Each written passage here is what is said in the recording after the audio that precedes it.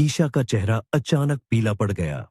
वह अपनी सहेली के कमरे में भागी और दरवाजे पर रुक गई, ईशा को एक बेसिन पर झुका हुआ देखकर। क्या तुम गर्भवती हो? उसने सांस छोड़ी। उसकी आवाज हैरानी से कांप रही थी। ईशा ने धीरे से कराहते हुए बर्तन से नजरें नहीं हटाई। मुझे यकीन नहीं है। ये कुछ दिनों से हो रहा है। आज तो बिल्कुल ठीक नहीं लग रहा। राघव को पता है? अभी नहीं, लेकिन कोई समस्या नहीं होनी चाहिए। हम ग्रेजुएशन के तुरंत बाद शादी करने वाले थे। उसकी आवाज में अनिश्चितता झलक गई। जरूर, हमने इतनी जल्दी माता पिता बनने की योजना नहीं बनाई थी, लेकिन जब हो गया तो। कविनी उसके आशावाद को साझा नहीं कर रही थी। भावनाओं में अंधी अपनी सहेली के विपरीत वह देखती थी कि राघव हर लड़की के साथ फ्लर्ट करता था, भद्दी बातें करता था और ऐसा व्यवहार करता था मानो कल कभी आएगा ही नहीं। वह उनके छोटे से गांव में एक अच्छी पसंद था, एक आशिक जैसा आकर्षक, खूबसूरत लड़का, और लड़कियां उसका ध्यान पाने के लिए एक दूसरे का गला काटने को तैयार थीं। लेकिन कविनी ने कभी उनके रिश्ते में दखल नहीं दिया था, इस क्षण तक। अचानक दरवाजा खुला और दादी मां शांति देवी देहरी पर दिखाई दी। अरे कविनी! उसने खुशनुमा ढंग से शुरुआत की, लेकिन अपनी पोती को देखकर रुक गई। ईशा बिटिया, तुम्हें क्या हुआ? Food poisoning? मैंने तुमसे कहा था घर में ऐसी वैसी चीजें मत लाया करो, तुम्हारे ये चिप्स। ईशा ने बस कमजोर आंखों से अपनी सहेली की तरफ देखा, उससे चुप रहने की विनती करते हुए। लेकिन कविनी पहले ही अपना फैसला कर चुकी थी। ये मां बनने वाली है दादी मां, आप जल्द ही परदादी बन जाएंगी। कविनी ने ईशा की आंखों में दृढ़ता से देखा, मानो कह रही हो, अपने कर्मों का फल भुगतने का समय आ गया है। यह अभी पक्का नहीं है, ईशा फुसफुसाई। कल डॉक्टर प्रिया शर्मा के पास जाऊंगी, वो पक्का बता देंगी। दादी मां शांति देवी बिना कुछ कहे पोती के सामने कुर्सी पर बैठ गई। उनकी नजरें पैनी थीं। पिता कौन है? यह कौन नहीं है दादी, यह राघव है। ईशा ने अपने प्रेमी का बचाव करते हुए गुस्से से कहा। मैं जैसे ही पास हो जाऊंगी हम शादी कर लेंगे। उसने प्रपोज किया है, इसका मतलब है कि वह दूल्हा है। ना समझ हो तुम ईशा, दादी मां फुसफुसाई। उनकी आवाज में कड़वाहट भर गई। बिल्कुल अपनी मां पर गई हो। वह भारी कदमों से उठी और कमरे से बाहर निकल गई। अपने लिए चाय बनाकर वह खिड़की के पास बैठ गई और खाली जगह में धीरे से बोली, ओ बूढ़ी लौकी, बेटी को नहीं बचा पाई, अब पोती को भी खो रही हो। ईशा एक शांत मेहनती लड़की के रूप में पली बढ़ी, अपनी मां से बिल्कुल विपरीत। उसकी मां 15 साल की उम्र में गलत राह पर निकल गई थी।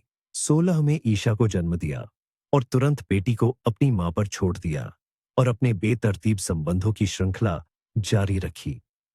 शांति देवी की एकमात्र खुशी यह थी कि बेटी ने और बच्चे पैदा नहीं किए। 5 साल बाद ईशा की मां नहीं रही। एक ईर्ष्यालु प्रेमी के साथ नशे में धुत झगड़ा एक ऐसे वार पर खत्म हुआ जिसके बाद वह नहीं उठी। बेटी को दफनाने के बाद शांति देवी ने खुद को अपनी पोती के लिए समर्पित कर दिया। वह पढ़ाई में सफलताओं और आदर्श व्यवहार से खुश करती थी। शायद यूनिवर्सिटी में दाखिला मिल जाए, बूढ़ी औरत सपना देखती थी। और अब यह राघव, लुभाया, बेवकूफ बनाया और ऊपर से बदनामी भी। दादी मां शांति देवी को उसकी गंभीरता पर रत्ती भर भी विश्वास नहीं था। वह अपने पिता राजीव वर्मा की कार्बन कॉपी था, जो जवानी में एक बड़ा कमीना था और अब तो पूरी तरह से एक घमंडी, बदतमीज और जालिम आदमी बन गया था। बेटी, मैंने तुम्हें कहां खो दिया? वह धीरे से पूछती थी, लेकिन जवाब नहीं मिलता था। डॉक्टर प्रिया शर्मा के क्लिनिक से बाहर निकलते ही ईशा को लगा कि हर पल उसका मूड खराब हो रहा है। उसने राघव को 20 बार फोन किया था, लेकिन किसी ने उठाया नहीं। उसका प्रिय ऐसा क्या कर रहा होगा कि उसके पास जवाब देने या वापस फोन करने के लिए 1 मिनट भी नहीं था। लड़की हैरान थी। अचानक उसे किसी ने पुकारा। मुड़कर देखा तो ईशा ने मौसी जी सरला देवी को देखा। ईशा ने नमस्ते किया और आगे बढ़ना चाहती थी। उसे ये झगड़ालू लगने वाली बूढ़ी औरत पसंद नहीं थी, लेकिन एक वाक्य ने उसे रुकने पर मजबूर कर दिया। नमस्ते ईशा, इतनी उदास क्यों हो? कहीं अपने राघव को खो तो नहीं दिया। बूढ़ी औरत ने ईशा को सीधा देखते हुए चालाकी से आंखें सिकोड़ी। आपको पता है वो कहाँ है? लड़की के मुंह से निकल गया और उसे खुद पर ही हैरानी हुई। जरूर, उसे पता था। मौसी जी सरला देवी सब कुछ जानती थीं। कौन पैदा हुआ, किसने शादी की, किसे क्या बीमारी है, कौन कहाँ गया और किसके साथ। अरे क्यों नहीं जानूंगी? बूढ़ी औरत ने जोर देकर कहा। वो देखो, वो तो तानिया के साथ। भगवान उसकी आत्मा को शांति दे, कैफे गया था। मैं हैरान थी, सोच रही थी शायद तुम लोगों की लड़ाई हुई है। वह जारी रखने वाली थी, लेकिन ईशा ने उसे टोक दिया। तानिया के साथ? लड़की बस इतना ही बोल पाई। बिना अलविदा कहे वे उस तरफ भागी जहां कैफे था। अंदर के कम रोशनी वाले माहौल में संगीत बज रहा था। तंबाकू और कुछ खट्टी चीज की महक आ रही थी। कुछ लड़कियां बीच में नाच रही थी। दूर कोने में स्थानीय अमीर जादवा द्वारा घेरी गई मेज पर एक शोरगुल वाला समूह बैठा था। मेज के मुखिया राघव, उसकी गोद में तानिया बैठी थी और उसे बड़े चाव से चूम रही थी। ईशा अपनी आंखों पर विश्वास नहीं करते हुए मेज के पास गई।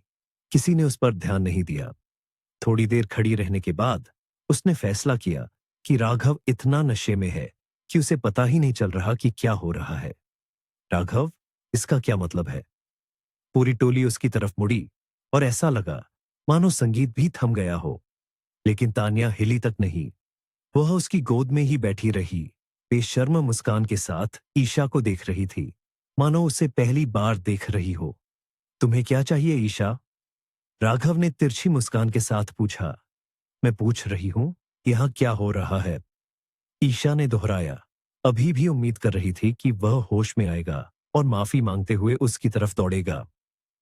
मजे कर रहे हैं, उसने उसी मुस्कान के साथ जवाब दिया। और तुम क्यों आधमकी हो? मैं तुम्हें ढूंढ रही थी, तुम्हें अच्छी खबर बताना चाहती थी। उसका आत्मविश्वास खत्म हो रहा था। मैं गर्भवती हूं राघव। तो? लड़के ने बदतमीजी से मुस्कुराते हुए कहा और पूरी टोली जोर से हंस पड़ी। और इसमें मेरा क्या है? क्या मतलब मेरा क्या है? तुम पिता हो, तुमने शादी का वादा किया था। लड़की ने पूरी तरह निराश होकर हकलाया। वादा करने का मतलब शादी करना नहीं है। राघव अपनी ही बात पर हंस पड़ा और दोस्त भी साथ में हंसने लगे। वैसे, उसने जारी रखा, तुम्हें बिल्कुल बेवकूफ होना पड़ेगा अगर तुम्हें लगा कि मुझ जैसा लड़का तुम्हारे जैसी गरीब लड़की से शादी करेगा। मैं बस सोना चाहता था, इसलिए मैंने ऐसी वैसी बातें कह दी और तुमने विश्वास कर लिया।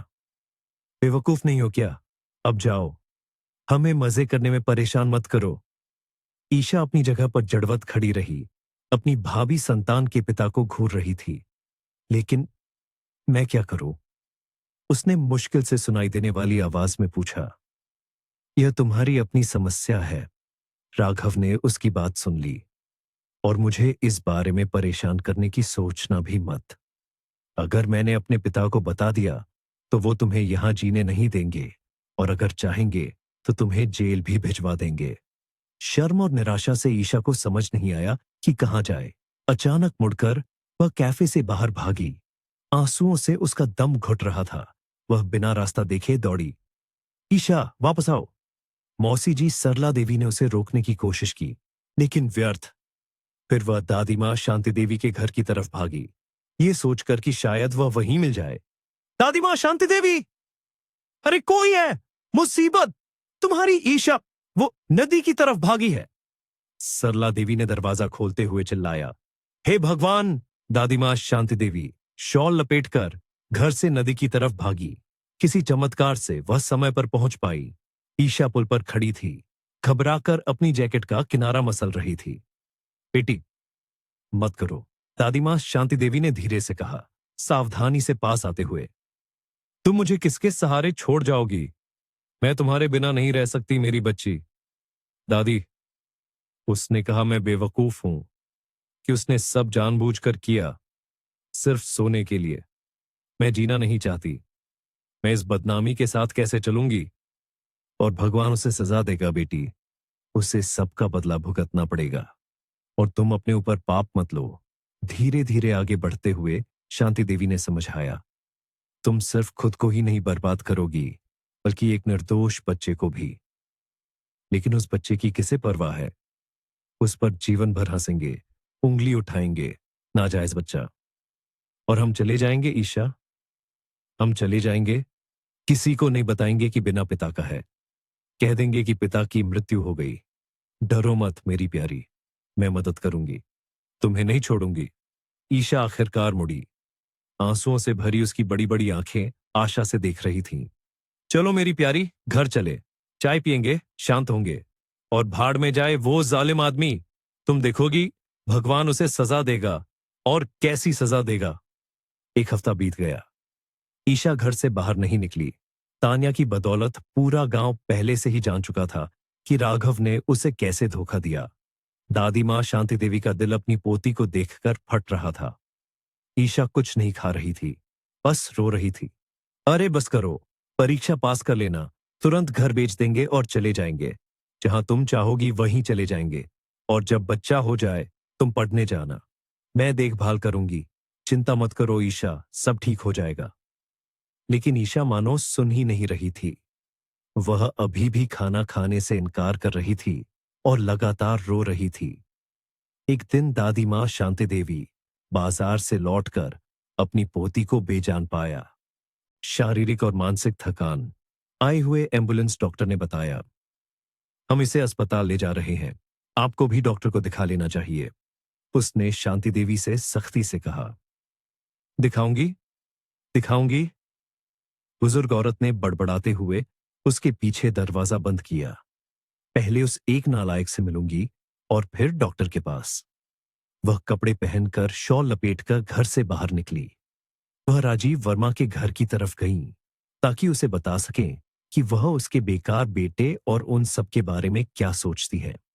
राजीव ने उसे खिड़की से देखकर तुरंत बाहर बरामदे में आ गया। अगर तुम मुआवजे के लिए आई हो दादी मां शांति देवी, तो अच्छे से वापस चली जाओ। अगर मैं हर उस लड़की को पैसे देने लगा जो मेरे बेटे के पास आती है, तो जल्द ही कंगाल हो जाऊंगा। तुम वैसे भी कंगाल हो, शांति देवी ने पलटकर चिल्लाया। पैसे से नहीं, दिमाग और जमीर से। तुमने खुद ही बेटे को कमीना पाला है, और हमें तुमसे कुछ नहीं चाहिए। तुम्हारे पैसे मीलों दूर से बदबूदार है, जैसे तुम। मैं बस इतना कहने आई थी। ईशा के आंसुओं का बदला तुम्हें मिलेगा। ओह, कैसा बदला मिलेगा? जब तुम्हें एहसास होगा तब देर हो चुकी होगी। तुम अपनी उस नासमझ लड़की की वजह से भुगतोगी। देखना चाहिए था, इससे पहले कि अच्छे लोगों के पास शिकायत लेकर दौड़ो। नहीं तो जैसी उसकी मां थी, आवारागर्दी करके नाजायज बच्चे पैदा करेगी और कहीं मर जाएगी। अरे तू नीच! दादी मां शांति देवी आग बबूला हो गई। राजीव मुड़ा और घर के अंदर चला गया।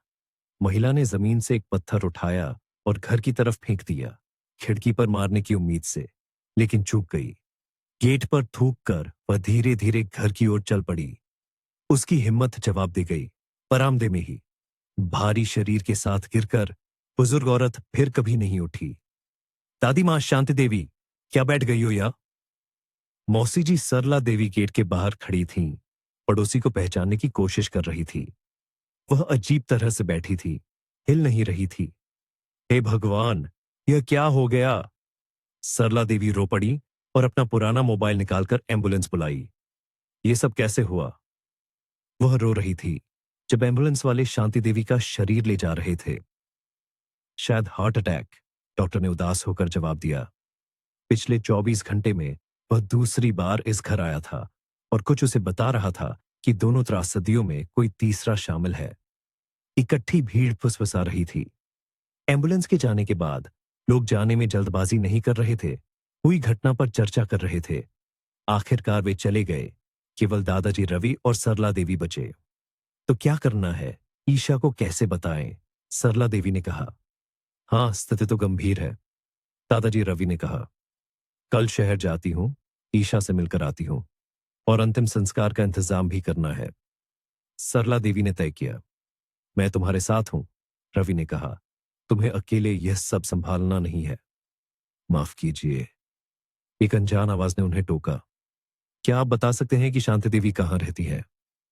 रहती थीं, सरला देवी ने बड़बड़ाया। आप कौन हैं? अजनबी ने जवाब नहीं दिया। फिर से पूछा, रहती थी, चली गई। उनकी आज मृत्यु हो गई।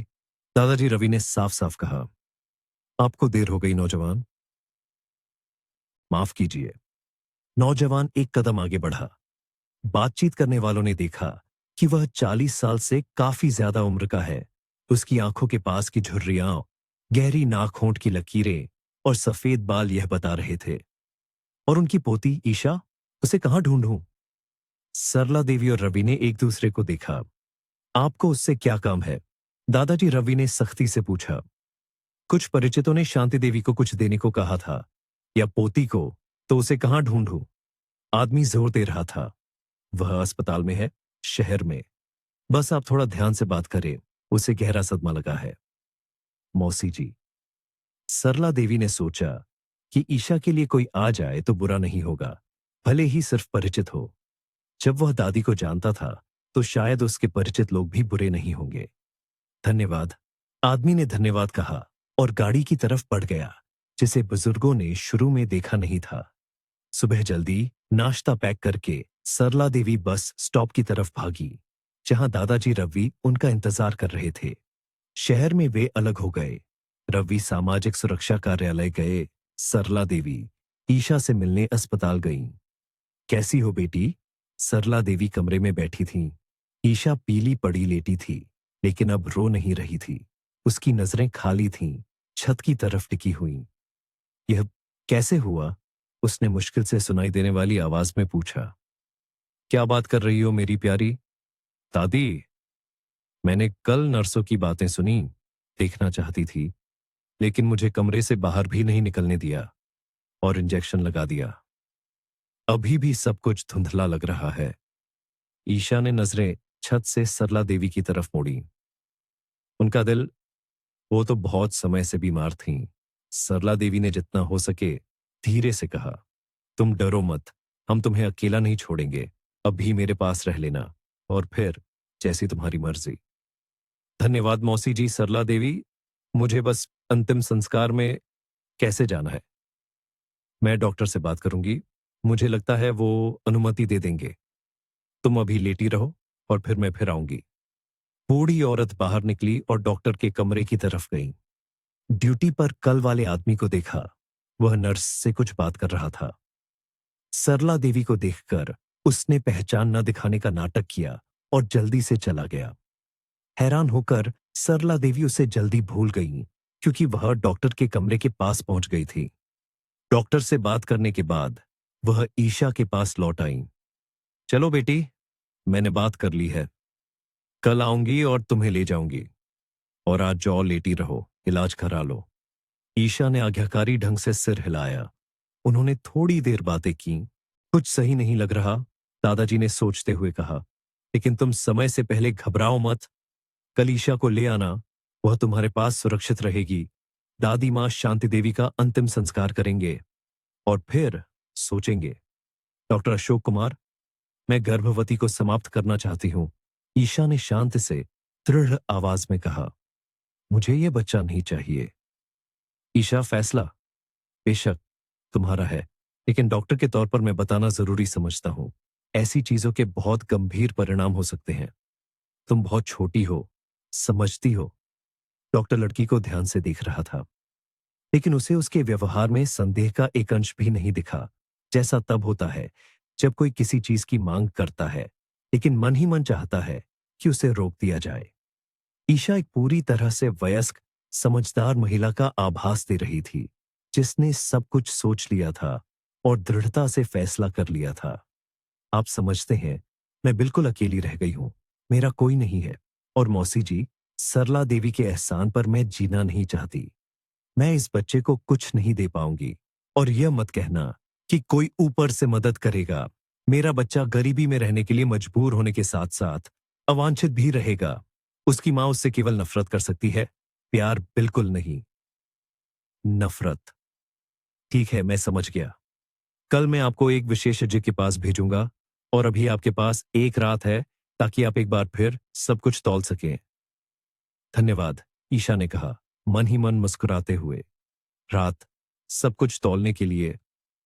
अगर डॉक्टर अशोक कुमार को पता होता कि उसके पास ऐसी कितनी रातें थीं और उसने कितनी बार सब कुछ तौला था। दादी की मृत्यु अंतिम ईंट थी जिससे उसने अतीत और भविष्य के बीच एक दीवार बनाई थी। पुरानी भोली ईशा दादी के साथ मर गई थी और कल प्रक्रिया के बाद एक नई ईशा का जन्म होगा जो उन सभी को पछतावा कराएगी जिन्होंने इस परिवर्तन में योगदान दिया था। क्लिनिक से लड़की पूरी तरह से बदल कर निकली, हर चीज से बेपरवाह, जैसा उसे लगा। चिल्लाने का मन नहीं कर रहा था, लेटने, सो जाने और कभी न जागने का मन कर रहा था। लेकिन पहले बदला और उसके बाद मर भी सकती हूं, ईशा ने मन ही मन फैसला किया। बरामदे की सीढ़ियों पर बैठते हुए, बिल्कुल उसी जगह पर जहां कुछ दिन पहले दादी की मृत्यु हुई थी। वह पहले ही उठ चुकी थी घर में घुसने के लिए जब उसे किसी ने पुकारा। ईशा मुड़कर देखा तो उसने गेट पर एक अनजान आदमी को देखा। वह लंबा था, अधेड़ उम्र का, महंगे और अच्छे कपड़े पहने हुए। लड़की उसे संदेह से देख रही थी। नमस्ते ईशा। जब तक वह उसे देख रही थी उसने गेट खोला और रास्ते पर चलते हुए बरामदे के पास आ गया। आप कौन हैं और आपको क्या चाहिए? लड़की ने बिल्कुल रूखेपन से पूछा। मैं तुम्हारा पिता हूं, उसने बस इतना कहा मानो यह स्वाभाविक बात हो। बढ़िया, ईशा ने जोर से मुस्कुराते हुए कहा। शायद आप मरने वाले हैं। आपने अपनी अरबों की दौलत छोड़ने का फैसला किया है। लेकिन उम्मीद मत करना, मैं धन्यवाद के साथ पैरों में नहीं गिरूंगी। और वैसे मैं बहुत थकी हुई हूं, मुझे आपसे कोई लेना देना नहीं। तो अलविदा। ऐसी छोटी मोटी बातों पर मुझे और परेशान करने की जरूरत नहीं है। वह मुड़ी जाने के लिए। मैं तुम्हारी हालत समझता हूं। आदमी ने उसे रोकने की कोशिश की, हाथ पकड़कर। लेकिन मुझे सब समझाने दो। मैं बीमार नहीं हूं, सेहत बहुत अच्छी है, बहुत लंबा जीने वाला हूं। तुम्हारे बारे में हाल ही में पता चला। सुनो प्लीज, और तुम सब समझ जाओगे। और अगर मैं सुनना नहीं चाहूं तो? लड़की ने नए रिश्तेदार को चुनौती भरी निगाहों से देखा। तो मुझे इस बरामदे पर बैठना पड़ेगा जब तक तुम अपना गुस्सा कम ना करो और मुझे एक मौका ना दो। ईशा ने लंबी खामोशी रखी, भारी सांस ली और कहा, मेरे पास आपको खिलाने के लिए कुछ नहीं है। मैं अभी लौटी हूं, हम यहीं बात कर सकते हैं। वह बरामदे पर बैठ गई। तो मेरा एक प्रस्ताव है। अजनबी मुस्कुराया। मैंने तुम्हारे यहां एक तरह का रेस्तरां देखा है, चलो लंच करते हैं। मैं तुम्हें सब बताता हूं, कैसा रहेगा। वह मना करना चाहती थी लेकिन समझ गई कि उसे भूख लगी है। एक बार खाना मिल जाए तो बुरा नहीं होगा, खासकर जब पैसे खास नहीं है। ईशा ने सहमति से सिर हिलाया। रेस्तरां में खाना ऑर्डर करने के बाद आदमी ने देर नहीं की। शुरू कर सकता हूं। लड़की ने सिर हिलाया और नरम कुर्सी की पीठ पर टिककर जितना हो सका उतना रुचि दिखाई। मेरा नाम विक्रम सिंह है। 18 साल पहले मैं काम के सिलसिले में तुम्हारे गांव आया था। मैं शादीशुदा था, लेकिन तुम्हारी मां ने मुझे दीवाना बना दिया। बहुत देर से पता चला कि वह नाबालिग है, लेकिन इससे कुछ नहीं बदलता था। मैं तलाक लेने और तुम्हारी मां से शादी करने के पक्के इरादे से घर लौटा। गर्भावस्था के बारे में मुझे कुछ नहीं पता था। पत्नी को कुछ गड़बड़ लगी, उसने बताया कि वह गर्भवती है और मैं भविष्य के बच्चे को बिना पिता के नहीं छोड़ सका। प्यार पाने की उम्मीद से मुझे अलविदा कहना पड़ा। फिर गर्भपात हो गया, लेकिन जैसा कि बाद में पता चला, यह झूठ था। कोई गर्भावस्था नहीं थी। लेकिन तब मुझे यह नहीं पता था। वह बहुत समय तक पीड़ित रही और उसने मुझसे साथ रहने की विनती की। मुझे उस पर दया आई। ऐसे ही 6 साल बीत गए। मैंने फिर से आने का फैसला किया।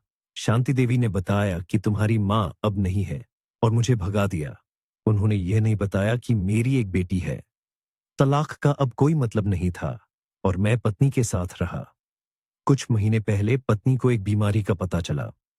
मरते हुए उसने कबूल किया। तब 18 साल पहले जब मैं बाथरूम में था, तुम्हारी दादी ने फोन किया था।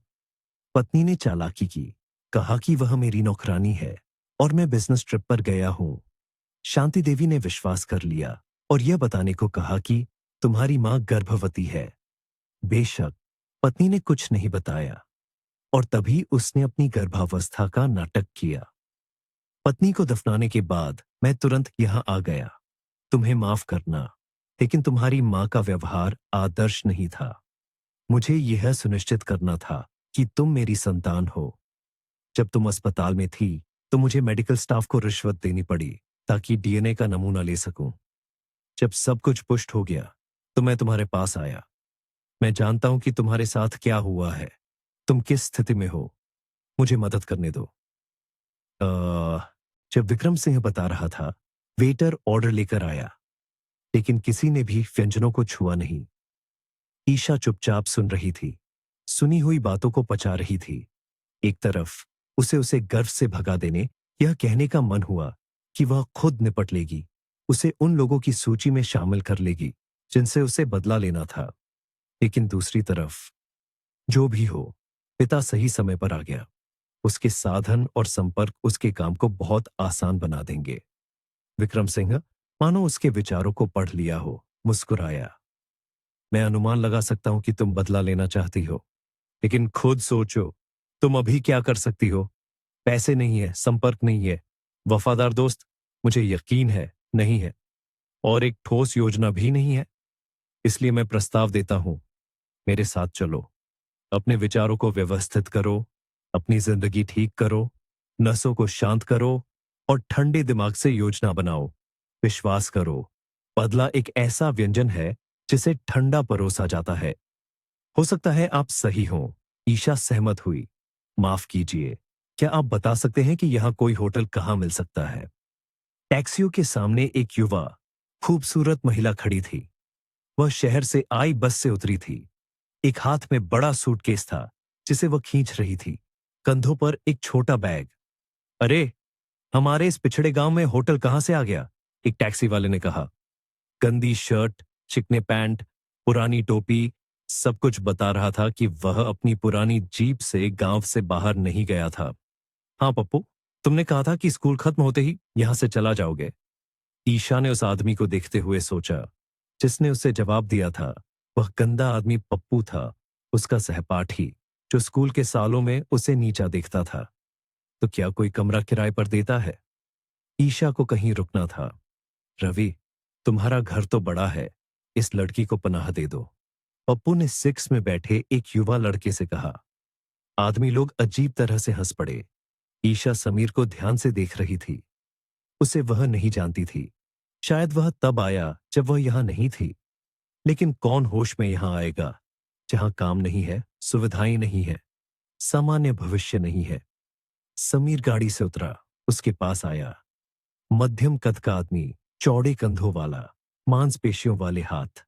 अगर लड़की रहने के लिए भुगतान करने और विनम्रता से रहने के लिए तैयार है, तो कोशिश कर सकते हैं, उसने कहा। ईशा ने उसकी आंखों में देखा। बेशक, मैं मुफ्त में रहने नहीं आई थी। मैं अच्छी तरह से पली बढ़ी हूं। मुझे किसी और के घर में रहने के शिष्टाचार पता है। मेरे व्यवहार की चिंता मत करो। वह समीर की सिक्स की तरफ बढ़ी। सूटकेस वहीं छोड़ दिया। उसे बस उसे उठाकर उसके पीछे जाने के अलावा और कुछ नहीं बचा था। समीर का घर वास्तव में बड़ा निकला। 2 मंजिलें, 2 दरवाजों वाला एक बड़ा बरामदा। उनमें से एक की तरफ समीर बढ़ा। यहीं आपको ठहरा देता हूं। यहां पहले माता पिता रहते थे, लेकिन वे गुजर गए। मैं दोनों हिस्सों को मिलाना चाहता था। वह रुक गया। समय नहीं मिला, तो आपका अलग प्रवेश द्वार होगा, लगभग एक अलग अपार्टमेंट। धन्यवाद, यह बहुत सुविधाजनक है। ईशा ने धन्यवाद कहा। किराए पर बात करके वह अपने कमरे में चली गई। सामान रखा, नहाया और कपड़े बदले। 7 साल बीत गए थे जब वह पिता के साथ गई थी। पिता राजधानी में रहते थे। गगनचुंबी इमारत में एक विशाल अपार्टमेंट, शहर के बाहर एक घर, गाड़ियों का बेड़ा, जिसमें से एक गाड़ी उन्होंने उसे 20वें जन्मदिन पर दी थी। एक सफल व्यवसाय। विक्रम सिंह ने राजधानी के कॉलेज में उसकी शिक्षा पर जोर दिया था। समझो बेटी, शिक्षा सिर्फ ज्ञान नहीं है, यह सोचना सिखाती है, दिमाग से, न कि किसी और चीज से। ईशा संकेत समझ गई और पढ़ाई में लग गई। शुरुआत में क्योंकि उसे करना था, लेकिन फिर नई बातें सीखना उसे लुभाने लगा और वह खुद ज्ञान की तलाश में रहने लगी। उसने कॉलेज में सबसे अच्छे छात्रों में से एक के रूप में स्नातक किया। पिता ने उसे अपना सहायक बनाया। 1 साल काम करने के बाद ईशा ने फैसला किया, समय आ गया है, बदला लेने का समय आ गया। पिता ने उसकी मंशाओं के बारे में जानकर इसे अपरिहार्य के रूप में स्वीकार किया। उन्होंने मिलकर एक योजना बनाई। ये अभी सिर्फ खाके हैं, वह कहता था। हमें नहीं पता कि इन सालों में क्या हुआ है। हम असली आंकड़ों के आधार पर मौके पर ही बदलाव करेंगे। इसलिए पहले जितना हो सके सब कुछ अच्छे से और विस्तार से जानना जरूरी है। जल्दी परिणाम की तलाश मत करना। सब कुछ ठीक से सोचो, जांचो, ताकि कोई चूक ना हो सकता है इसमें 1 साल से ज्यादा लग जाए। धैर्य रखो। धैर्य की तो मुझ में कोई कमी नहीं है, चिंता मत करो पापा, मैं जल्दबाजी नहीं करूंगी। जाने से पहले आखिरी शाम वे दोनों रेस्तरां में बैठे थे। जरूर रोज फोन करना, विक्रम ने कहा, सब बताना। ईशा ने सिर हिलाया। पिता ने जेब से एक छोटी पत्थर वाली अंगूठी निकाली। पापा, ये उपहार क्यों? ईशा ने सिर हिलाते हुए कहा, ये उपहार नहीं है, ये तुम्हारा ताबीज है और मेरी शांति है। अगर मुझे फोन नहीं आया तो मैं तुरंत तुम्हारे पीछे आ जाऊंगा, और अगर कुछ असाधारण हुआ तो बस पत्थर पर थोड़ा जोर से दबाना। वह मुझे और मेरे सुरक्षा प्रमुख को संकेत भेजेगा। इसे पहने रहना, उतारना नहीं प्लीज।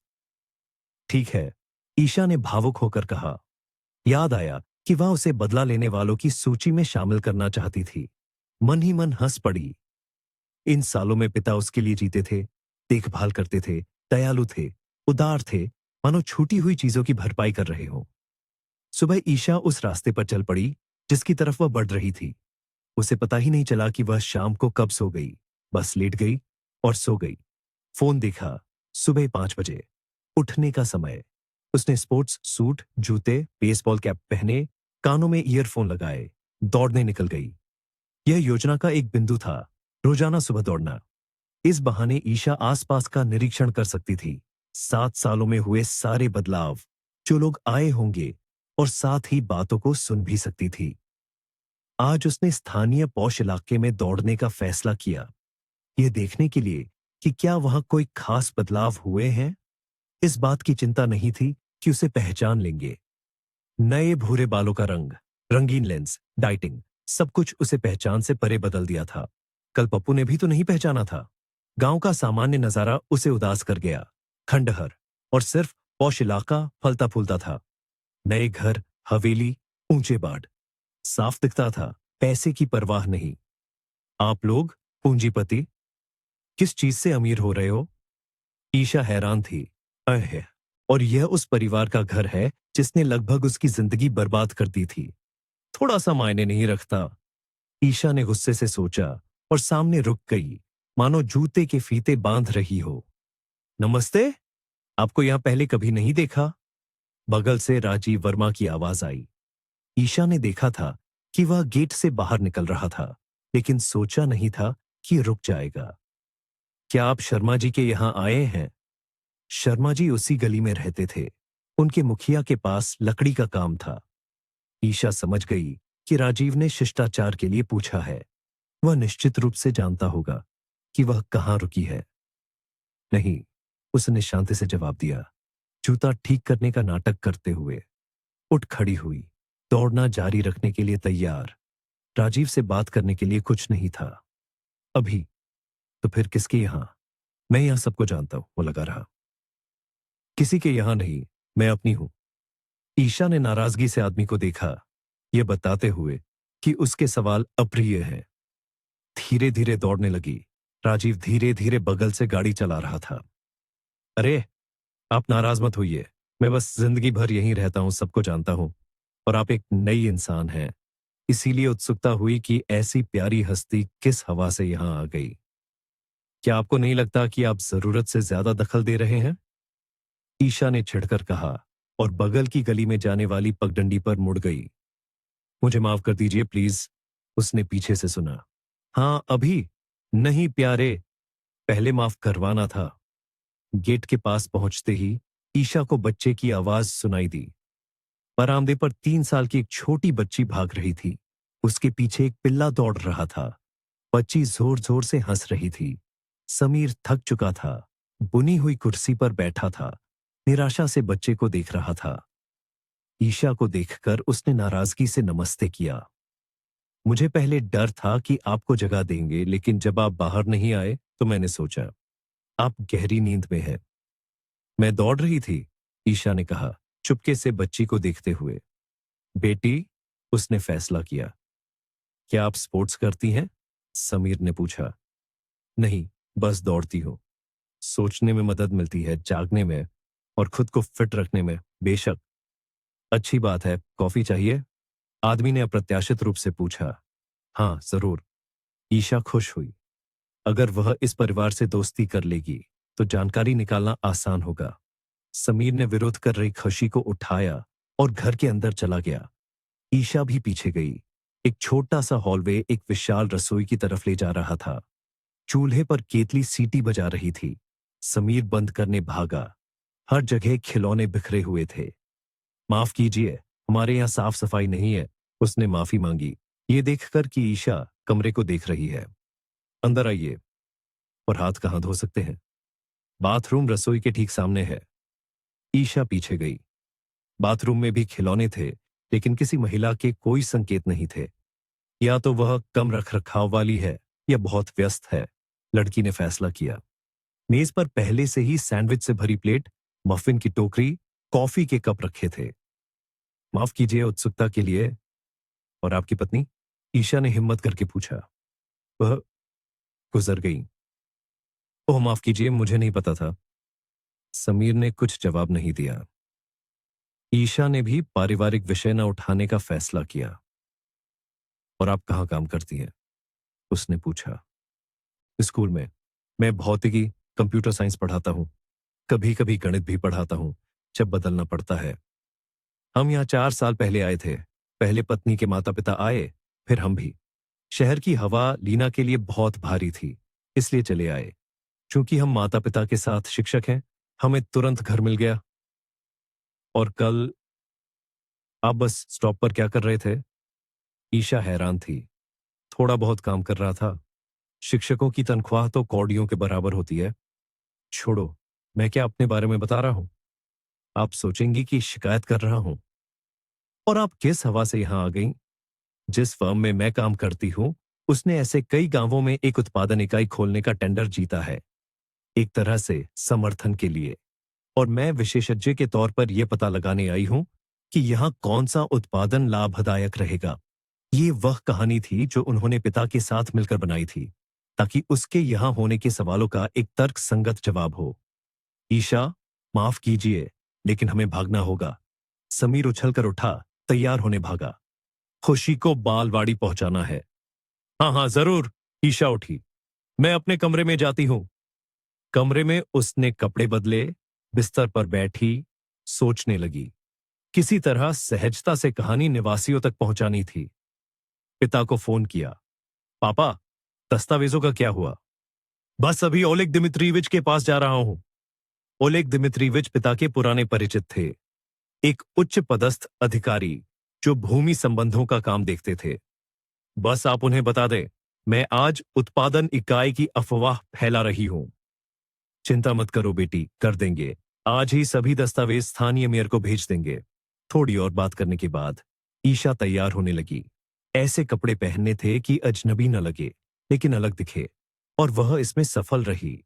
साधारण स्वेटर, जीन्स, जैकेट, जूते, करीब से देखने पर महंगे, साथ में छोटे हीरे के झुमके, रेशमी स्कार्फ।